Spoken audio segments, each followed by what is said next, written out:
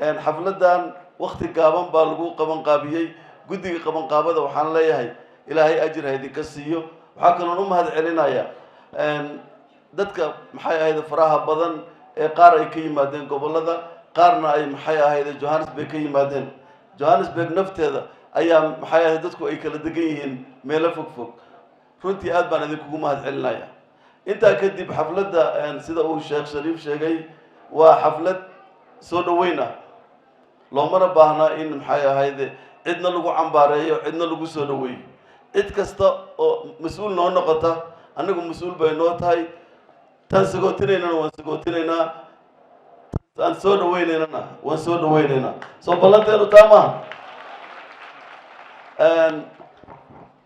inta kadib waxaan rabaa inaan saddex shay oo dardaaran ah maadaama xafladdu ay maartay waqtigeedu gaaban yahay mid waxaan leeyahay madaxweynaha iyo baarlamaanka labada oday ee baarlamaanka ah waxaan u baahannahay ummadda Soomaaliyeed sharci lagu haga inay noo sameeyaan marrabna madaxweyne waliba ama baarlamaan waliba markuu yimaado afartiisa sano in la yiraahdo sharciga waa qabiyo horta marrabna sababtoo ah ummadan waxa kaliya ee hagi kara waa sharci haddii sharci la waayo nin waliba had xafladan haddaan guddi qaban qaabiyo uusan jirin sidaan uma quruxsanaateen marka waxaan rabnaa wax dadku ay ku kala baxaan oo sharci ah in loo dhameystiro oo aanay noqon sharciga wali waa qabiyo sharciga wali waa qabiyo waxaan u maleynayaa 20 sano baa ka soo wareegtay intii maxay ahayd carta lagu sameeyay dawladda mar walibana madaxda timaada waxay tiraahdaa waa qabiyo inta waxaan ku darayaa madaxweynaha wuxuu yiri waxaan dhameystirayaa qabiyo ninkeeda dhameystira buu yiri madaxweyne waad haysaa haddaad wax dhameystirayso wax cudur daar ah kale aad leedahay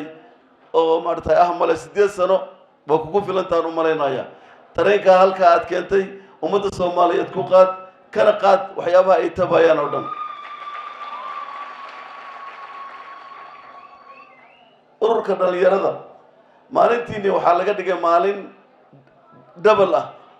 waxaan idinka rabnaa inaad joojisaan TikTok iyo maxay ahayd qoladii kale maxay ahayd iyo Facebook iyo ee aad wadanka horumarkiisa ka shaqeysaan ina idinka isku caydaan maxay ahayd TikTok ama aad maxay ahayd isku caysaan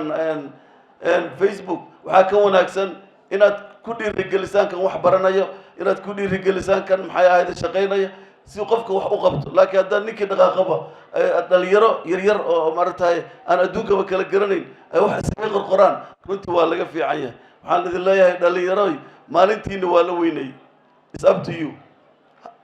madaxweynaha la doortay maalintii dhalinyarada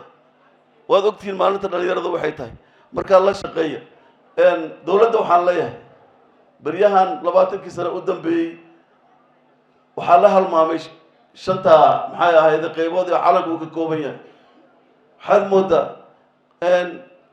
in lagu kaftamo intaasoo milyan oo qof oo Soomaali ah oo u dhimatay shanta Soomaaliyeed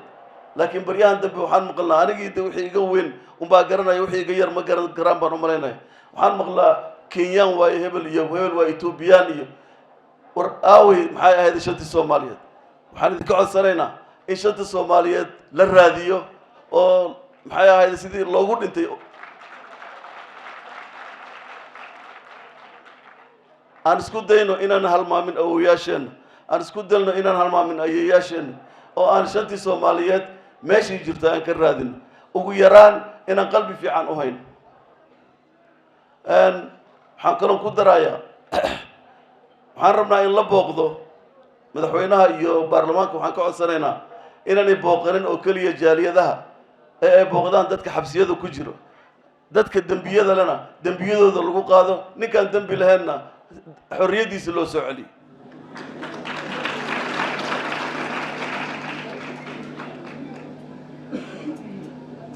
waan jeclaan lahaa inaan sheeko yar ku daro laakiin waqtiga ayaa igu gaaban insha Allah haddii Ilaahay yiraahdo maxaad tirahdeen